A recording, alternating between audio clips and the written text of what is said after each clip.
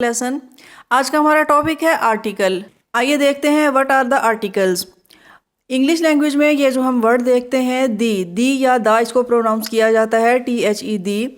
This is article placed in articles in English language. English language के part of speech article में इसका शुमार किया जाता है।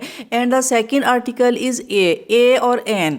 तो इंग्लिश लैंग्वेज में ये दो ही आर्टिकल हैं, यानी कि the and secondly a and an. इसका डिफरेंस आप जानते हैं, एन इज यूज फॉर। आइए थोड़ी डिटेल देखते हैं कि इन आर्टिकल्स का इस्तेमाल कहाँ और किस तरह से किया जाता है और कहाँ इनका इस्तेमाल नहीं किया जाता।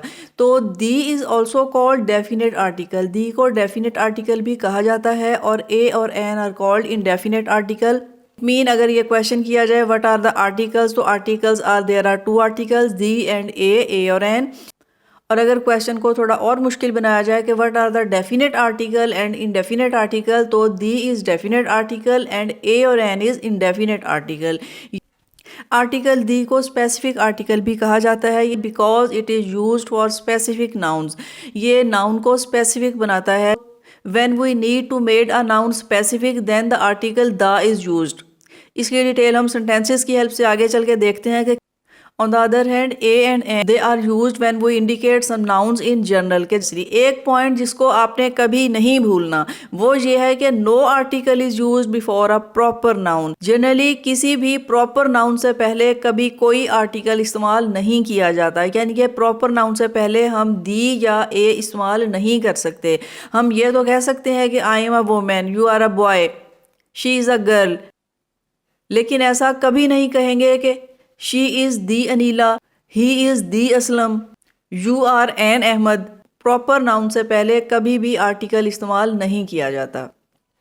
आगे चलते हैं। सबसे पहले देखते हैं the use of a and an. It is very much easy. Singular countable noun को ए और एन को सिंगुलर के साथ ही इस्तेमाल किया जाता है, प्लूरल के साथ इस्तेमाल नहीं किया जाएगा क्योंकि ये नंबर 1 को शो करता है। इसी तरह ये काउंटेबल नाउन के साथ इस्तेमाल किया जाएगा, अनकाउंटेबल नाउन के साथ ए या एन का इस्तेमाल नहीं होगा। जैसे फॉर एग्जाम्पल हम कहते हैं a boy, a women, a yard, a knife.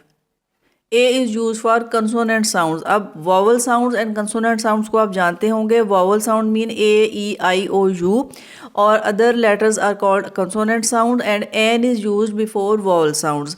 और यहाँ एक चीज़ और भी ध्यान में रखें कि not only consonant letters but consonant sounds. यहाँ साउंड की बात की जाती है। अगर if there is a letter not vowel letter but it produces the sound of vowel, अगर ये vowel की साउंड दे रहा है तो इसके साथ एन यूज़ किया जाएगा। जैसे an enemy, an orange, an umbrella, an hour. अब एन आवर देखिए, H is not a vowel letter, H vowel letter नहीं है but it gives the sound of vowel। चूँकि यहाँ ये vowel की साउंड देता है, here we can use an hour, तो यहाँ हम एन आवर का इस्तेमाल कर सकते हैं। Okay, article the, definite article.